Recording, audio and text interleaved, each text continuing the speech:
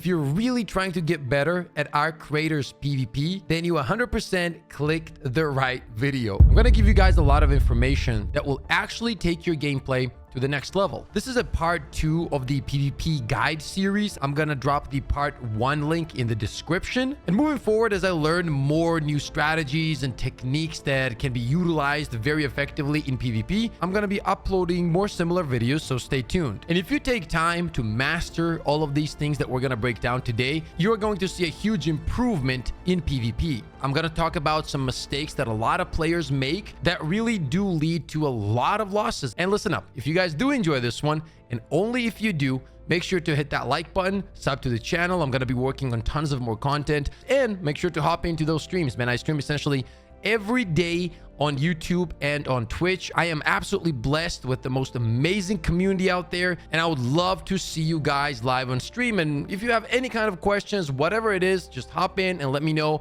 I'll do my very best to answer everything. Number one thing I want to discuss is gearing accordingly and planning everything in advance. And a lot of players do not do that. For example, there's a big difference if your goal is to play on the damn Battlegrounds map, or if you're trying to play on Stella Montes, the new map. So what I mean by gear accordingly is have the right tools and a plan before you go in. If you're going to the tower on damn Battlegrounds, make sure to have some zips. And even though you're not gonna need them maybe on the way up because you have the key, you might need to extract very quickly and get out of there because you're getting sandwiched by multiple teams. You might need adrenalines because you might have a bad spawn and you might have to rush all the way across the map. And those things, guys, even though they might sound like small things, those are very important. If you're playing the new map, guess what? You don't need zips that much, and you don't need adrenaline shots that much. However, what you do need is more traps, more grenades, and so on, because on that map, it is back to back fights and combat non-stop. So once again, no matter what your plan is, first of all, always have a plan, but depending on which map you're on, gear up accordingly. And I see a lot of players make this mistake. I'll get into fights, for example, on Spaceport, and we're in the open fighting, and this guy is trying to take me down with a Stitcher or with a shotgun. Meanwhile, I'm running Renegade. Makes it easy for me to win those fights. All I gotta do is keep the distance, boom, boom, boom, land a few shots, and it's a GG. Do not be that guy, okay? Have the right tools at your disposal depending on what map you're on and what your game plan is. Number 2, let's talk about high ground and fighting to your strengths, which in a way is connected to the first tip. So in this game, high ground is extremely important. Even if you're, let's say you're on damn Battlegrounds, right? You know, around the tower area, if you're running up from the annex, you do not want to get stuck there. I see so many teams make so much noise over there, and all I got to do is look over from the tower and they're dead. There's not much you can do. Try to go around those areas. Do not put yourself in positions where if there's anybody on high ground, they will absolutely delete you. And by the way, it could be 2 of you, right? And that guy can be alone, but if he has a perfect position, there really isn't much you can do. You're just gonna get stuck in a bad spot, then you're gonna have to make noise, then Arc is gonna push up, and now you're in trouble. So always, and I mean always, try to position correctly and always try to play high ground. You're gonna see a huge change in your gameplay once you have the mindset of, wait a minute, maybe I shouldn't risk going from here. Let me take the long road, but at least I'm gonna have high ground. You will see that your survivability is gonna skyrocket, and in general, you're gonna just start enjoying the game more because you're not gonna be stuck in those situations where you just can't do anything. And feeling like you can't do much is one of the worst feelings in this game. If somebody has that perfect position over you, you're essentially cooked. Now, what I mean by playing to your strengths and why it ties in so well with positioning in high ground is that if you specifically are playing, like for example, I like to run Stitcher a lot on damn Battlegrounds, but when I'm doing that, I know that I need to go from cover to cover to cover every single time. And if I'm not doing that, and if I get caught in the open, I'm most likely dead to many other weapons in the game. if I'm running the Renegade, I can more freely move around. Even though I'm still gonna try to look for high ground, I have the freedom to mess up a little bit more, because if I'm getting shot from a tower, I can deal with it with my Renegade to the point that maybe I'll land a few shots, then they have to back up, and then I can reposition. Always play to your strengths. If you see a player that has a Pharaoh and you're running a Stitcher, try to cover that ground and push, but do not fight them at long range. Now let's talk about some absolutely ridiculous healing combinations that you can do in this game to come back from some losing situations like an absolute madman. Now, let's say you have taken a lot of damage, right? Obviously, your first thought is, let me bandage up, and that is cool. That will definitely increase your HP. We all know that. Or you can even use the herbal bandage, which will increase your HP a little bit more, and that's perfect. But what if you're in a situation where you're getting pushed and you don't have time to wait for all of this healing? Some very strong combos, guys, is going to be, for example, with the Vita shot. This thing is an absolute beast when you combine it with some of the other tools. So for example, I have the herbal bandage. By the way, this is also gonna work obviously with the normal bandage as well. Let's go with the herbal. I'm gonna do this real quick. I'm getting pushed. If I really want to push this, look at that. These two things work at the same time. Boom, just like that, you're full HP. This is absolutely incredibly strong and will win you some very, very crazy encounters as long as you can do this, especially on the move. What do I mean when I say on the move? Well, always try to utilize the slide as well. What I would do is I would sprint, slide, and then start using this so I don't slow down too much while using one of the heals. Now, unfortunately, I do not have the blue shield on me like the stronger shield recharger, but essentially it works the same with the normal shield recharger. So what you want to do is pop this one first and then pop the blue shield, and it stacks and you're good to go, right? So you can come back in fights much faster. Now in this one, I want to talk about something that I see a lot of people do not utilize. I'll get into fights, I'll win these 1v1s, and when I'm looting them, I see that they have a lot of traps that they did not use. And trust me, if they didn't make this mistake, they would have won that fight against me. So let's quickly talk about that. Let me show you guys a few things that I like to do when I'm being chased. One of the most important things you can do when you're getting hit out of nowhere and you're kind of in like that mode of, oh my God, I just got hit, I need to get out, is do exactly that. First of all, get out and reposition. But if you are getting around the corner, what I like to do is as I'm moving away, switch to my trap, for example, right? And let's say this guy is chasing me. I pretend this is a big wall, okay? I get behind this wall, boom, I drop this right around it so he doesn't see it, and then I keep moving wherever I'm going, okay? You want to make it much harder for the enemy that is chasing you to get to you. That is the goal here, no matter which trap it is, by the way. If it's a jolt mine, explosive, whatever it is, utilize it at all times. Same goes, for example, for the smokes and other grenades. Smokes, by the way, are another incredible tool to get away and stay alive, right? If you're moving away, just slide, drop it under you, and just keep moving. A lot of the times it will give you a few seconds to get into a better position because they don't really know where you went. Then if you're in this position, you can put down the trap and keep moving the other way and kind of bait them into it, right? Like, let's say if you're here,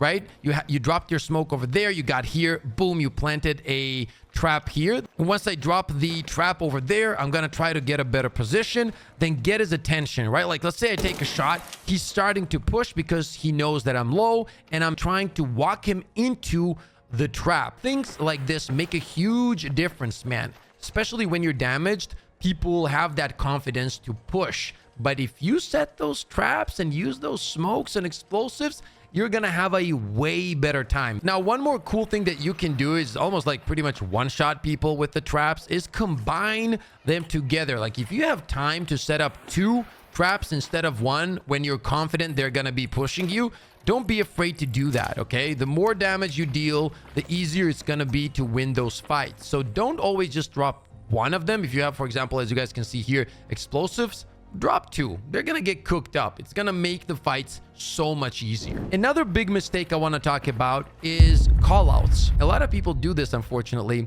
is that they will make callouts in team play, and you're thinking, Pip, isn't callouts good? Callouts are good if they're true. A lot of players will kind of like feel bad if they lose a fight, and then they're pretending to make right call outs, if that makes sense. So let me give you an example. How many times have you heard that guy's one shot? Okay, but in reality they missed probably 7 out of 10 shots, and that guy is definitely not one shot. It's more like his 10 shot. Okay, but they're gonna make that call out, which then forces the teammate to push in, because in his head he's like, oh, that guy's one shot, I gotta push. And then he runs in, the enemy player still has the shield up and they're not low. Let the ego go and make truthful, honest call outs. If you hit somebody with 1 bullet out of the 5 that you shot, say that I hit him once. And if the teammate knows you have an anvil, he can like calculate from there. But if you say, oh, one shot, you're creating a very bad environment for the team and you're putting everybody in danger. Make call outs that actually are true. Do not make shit up. It's not worth it. Nobody's gonna be impressed. Your team is just gonna be in a bad spot. Also pay attention to the shield breaks. I've heard a lot of people say broken, and they think because of the, you know, the effects that the game has, that the second the shield gets shots. I think a lot of people confuse that with the shield being broken. So listen to the sound cues and look at the visuals as well, so you don't make bad call outs. However, making the right call outs can be extremely important, if not one of the most important things in team PvP. If it's a duo, or even if you like team up with somebody in solos, right, where you can't even mark, in that case even more, like call outs mean a lot. Use the top minimap. Tell them the exact numbers. For example, the guy is on 79 or the guy is on 115, right? Use those numbers to pinpoint the location of the enemies. And then once you do that, let's say they're on the, you know, the top floor, then you're gonna say 306 all the way up top, right? And the guy knows exactly where to look. All of these things are gonna make such a huge difference, and it is such a big mistake to not utilize these tools. Now, let's talk about fully resetting, third partying, and rotations. So no matter if you're a solo or a team player, what you need to understand is that, obviously depending on the map, but in general, once you get into a fight and let's say you win that fight, you need to get out immediately. You're not looting, you're not doing anything, you are full resetting. What that means is every single team member needs to get into a safe position, fully heal, assess the situation, gather information, and then be ready for the third partying, which means expect the team to push in. But third partying doesn't only happen to you. You also need to know when to third party and when to rotate in correctly.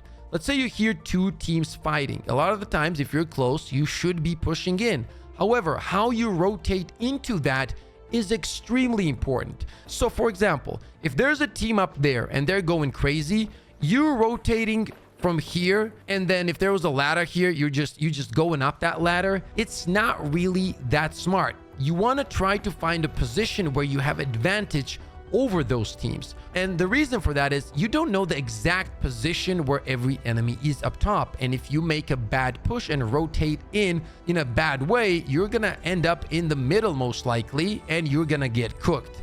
So how you rotate in makes a huge difference. Do not rush. Take your time, gather information once again, and get into a position where both of these teams are in a perfect spot for your push. Let's talk about map knowledge. You gotta understand that you shouldn't just play the map or just run around like crazy. Try to memorize the spots that will give you information. If you do watch my streams, you know that a lot of the times I just hear something and I'll pinpoint exactly where they are, and I'll be like, he's on the 2nd floor, he's doing this, or oh, he just went past this thing, or you know, I heard this and I know exactly what they're doing. So as time goes by, try to memorize where the cameras are. Try to understand where the zips are. Remember how many drop-offs you have from the zip. Remember the sound on what they land when they're dropping off from the zip. That can tell you which, you know, level they're on. For example, one of the levels could have like a metal landing, and one of them can have just a normal concrete floor. So now you know the differences. Did he jump off on the 2nd floor, or did he jump off on the 3rd floor? All of these things make a huge difference because they give you the chance to react differently, win you a few seconds to get ready and positionally prepare for the next fight. Now let's talk about 2 items that are gonna be ridiculously game-changing in PvP. And that's going to be defibs and adrenaline shots. Guys, if you're playing teams, not running a defib right now is pretty crazy. The difference between having defibs and not is wild. You can literally come back from some of the wildest fights you can imagine. And the reason for that is very simple. If you get caught, for example, and you get hit with a bunch of grenades, the fact that you can instantly revive somebody as soon as they get around the corner and have them back in the fight is awesome.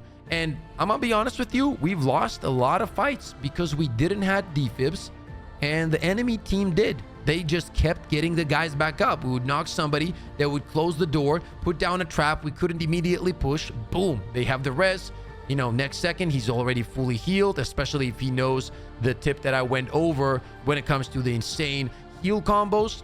He's back in the fight like it's nothing. And now you're fighting 3v3 again, right? And eventually they might get a kill, and now you don't have defibs. And once again, that's going to be the difference between losing and winning. As for the adrenaline shots, it's strong, and I mean very strong. If you're running away from enemies, if it's PvP or PvE, by the way, it gets you out of situations quickly. Or if you're chasing someone and they do not have adrenaline shots, you are gonna catch up pretty quickly. As a rule, I always try to bring adrenaline shots with me. Well, okay, I say always, but a lot of the times I forget and my chat is spamming adrenaline, and then I still forget. And then I'm stuck in that round without adrenaline shots. But the point is, I always try to bring it and not forget it. And it really does make a big difference. Another reason why I like to run adrenalines is because it gets me into positions way faster. So let's say two teams spawn in similar places and you're both trying to go for the tower location on damn battlegrounds. The team that does have the adrenaline shots is gonna get there first, and you're gonna have the opportunity to set up and be ready for any other team to push in. And let's talk about barricades as well, because this thing is becoming one of my favorites, right? And I've been working on getting better with this in practice range for a while now, so I'm gonna be implementing this into my games more and more, because I think it's incredible for giving you the ability to come back in a fight. Let's say I'm just running through and I get hit. The ability to put this down real quick and have cover is wild. You were in open just a second ago, but now you have cover. And if there's somebody right over there, you can peek shoot him just like this. That guy was chasing you, but now you can like peek shoot. So we're like, boom, boom. You just take him out with some beautiful peek shots. It's just a good way to protect yourself in open areas. Okay, that is it for this video. I'm gonna link the other guides in the description as well. Over time, we learn new strategies. I'm developing new habits in PvP, and I always want to make sure that you guys have all the information possible to become a better PvP player. So the more info I find, the more new strategies, the new techniques that I will find, I will always keep you guys updated about it, so you guys don't fall behind and you just simply, as mentioned, have a better chance to win your PvP encounters. If you did find this video helpful, and only if you did, once again, slap the like, sub to the channel, and as mentioned, I do stream every day, both on YouTube and Twitch, and I would be very happy to see every single one of you guys live on stream. As always, stay positive, stay disciplined, and I'll see you all on the next one.